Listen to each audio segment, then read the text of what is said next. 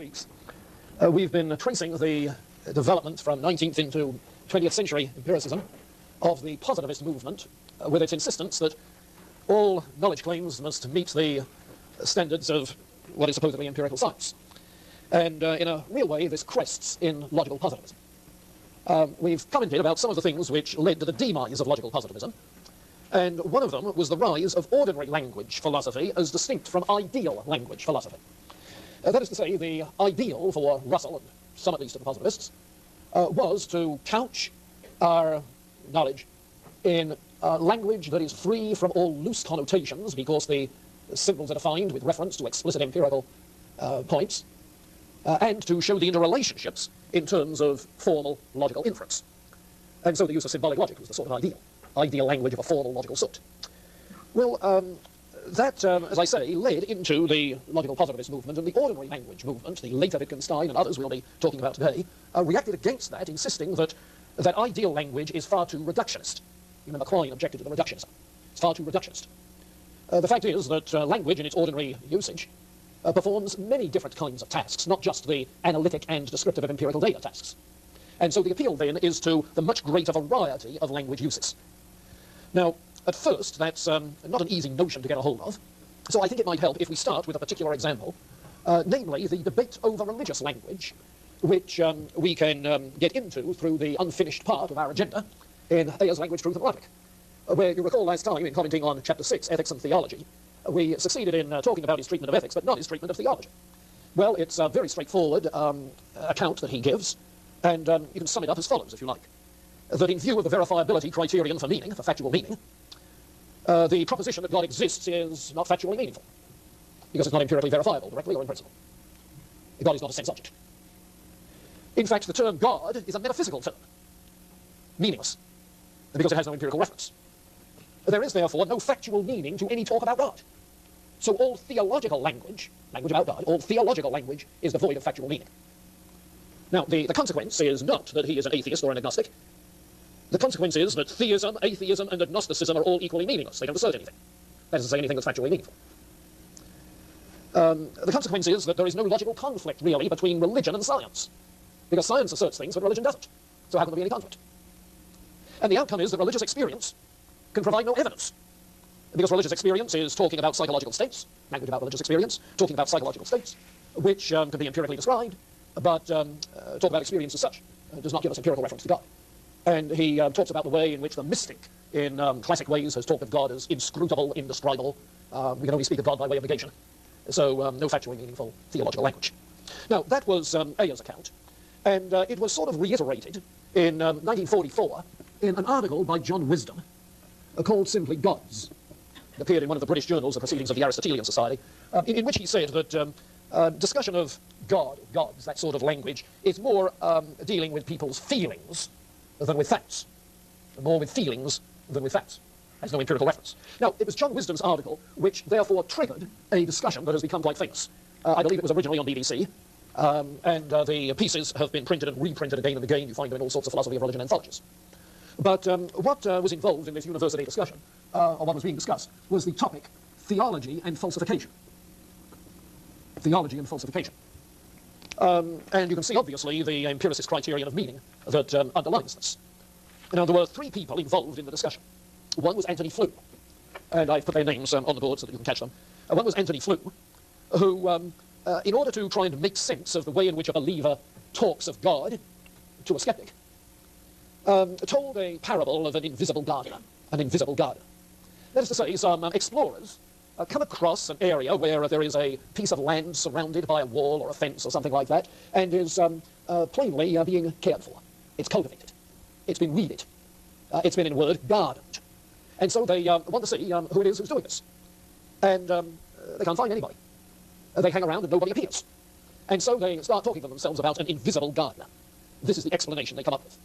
Now, in terms of verifiability, falsifiability, what do you understand? How can you falsify the existence of an invisible gardener with empirical data? Just not possible. Well, so it is the way in which believers talk about God's care and God's love. So that everything that's involved in the picture of providence and grace and God's activity could be encompassed in this sort of a story.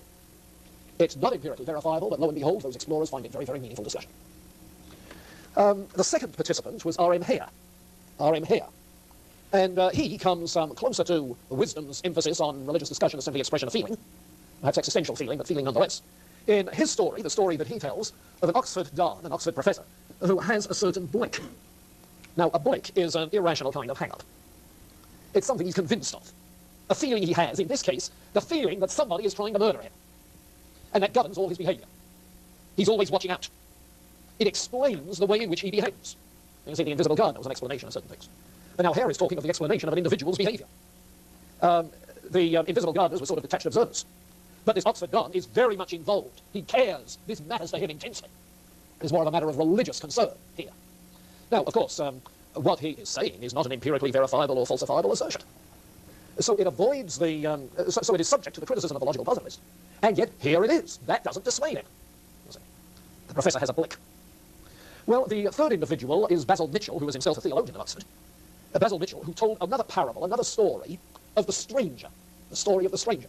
And keep in mind that this was done in the late 40s, and he's talking about occupied France. It's tell someone of what they're doing, and where they get their directions, and the fact that they get their directions, and that they are supplied with necessary military supplies for their underground activities.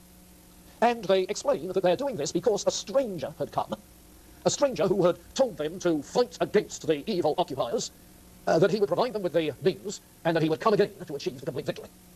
And because they believe the stranger, this is the way they behave. Now, obviously, the theologian is talking about the Christ who came, and the second advent that is promised, that will achieve the complete victory. But the impression created by the stranger's words, promises, deeds, and personality are such that they're completely convinced.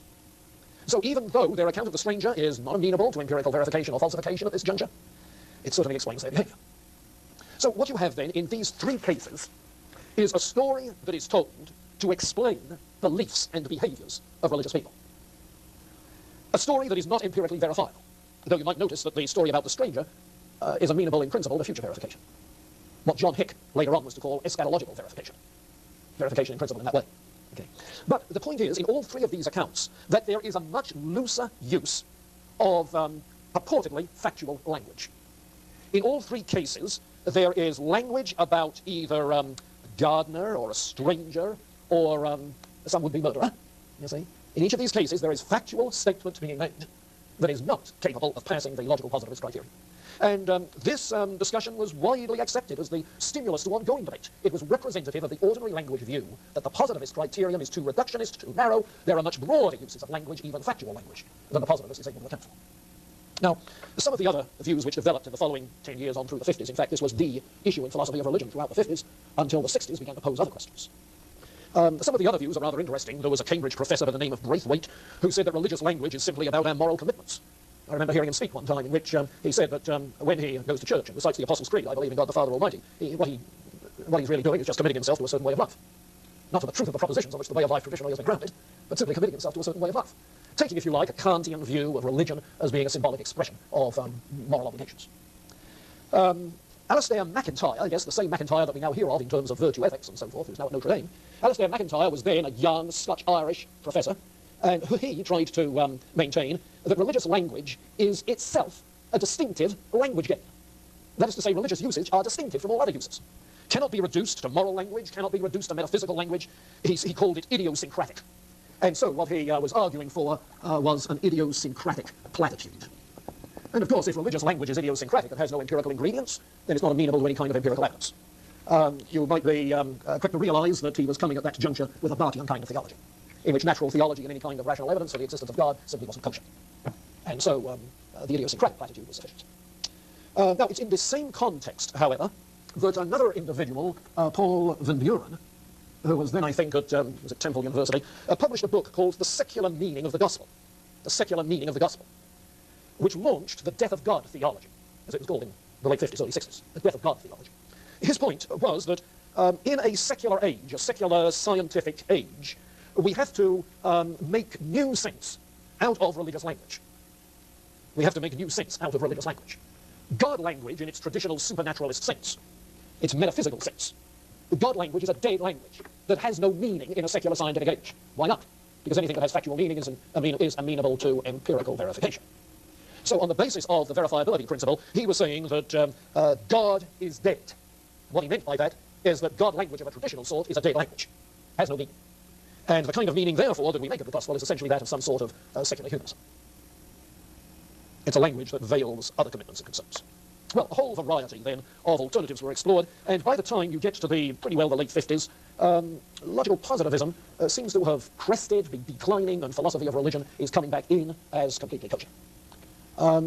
I met William Alston, who's now one of the leading voices in philosophy of religion in this country. I met him in the late 50s first, when he was an agnostic teaching philosophy of religion at the University of Michigan. Now, well, as I say, he's one of the leading figures in philosophy of religion, working on argumentation for the existence of God based on religious experience. One of the other earliest people to take it up was George Mavrodis, who in, I would guess it was the late 50s, early 60s, published a little book called Belief in God, which, again, was able to make this kind of assertion.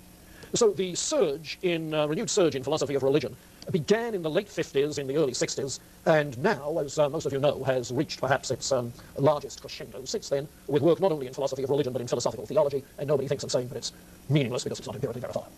So that introduces us, then, to the larger diversity of uses that language can have. Now, with that introduction, let me say something about the later Wittgenstein, because in many ways it was his impetus, his work in philosophical investigations, which gave rise to this. This book was published in English in 1953. The first part of it was published in German in 1945. So you can see that this was going on at the same time as the changes that I've mentioned. Now, Wittgenstein sees language as a kind of social behavior.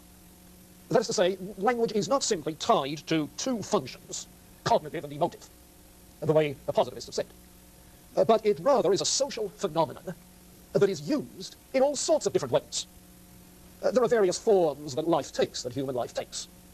And language is a tool that is used, it has function, in whatever kind of life form one is involved in. And therefore, the diversity of what he calls language games you can play. It's an analogy he draws from the fact that you can get, or let's say certain cards, a deck of playing cards, and play many games with the playing notes. So there are all sorts of card games. Well, analogously, you can get English language and do all sorts of things, play all sorts of games with the English language games. Now, let me read a couple of passages which, you get both his style and what he's doing. He says, think of the tools in a toolbox. There's a hammer, pliers, a saw, a screwdriver, a rule, a glue pot, glue, nails, screws, and the functions of words are as diverse as the functions of these objects. Okay? So you think of language as a box of tools for doing all sorts of jobs, not just one or two. Or, again, a few pages later, how many kinds of sentence are there? Now, he's not saying propositions. A proposition is just one kind of thing. Sentences, language forms. How many kinds of sentences are there? Say, assertion, question, command. Oh, there are countless kinds, different kinds of use. And this multiplicity is not something fixed once and for all, because new types of language, new language games come into existence, and others become obsolete and get forgotten. The term language game is meant to bring into prominence the fact that the speaking of language is part of an activity, a behavior, a form of life. Now, review the multiplicity of language games in the following examples. Giving orders and obeying them. Describing the appearance of an object, giving its measurements. Constructing an object from a description, abroad. Reporting an event. Speculating about an event. Forming and testing a hypothesis. Presenting the results of an experiment. Making up a story. Reading a story. Acting a play. Singing in catches. Guessing riddles. Making a joke. Solving a problem in arithmetic. Translating from one language to another. Asking. Thanking. Cursing. Greeting. Praying. You expect to say this is just a few. Because here you have different behaviors that involve different uses of language, rather than the reductionist view. And he makes the point that his concern is that we don't confuse different uses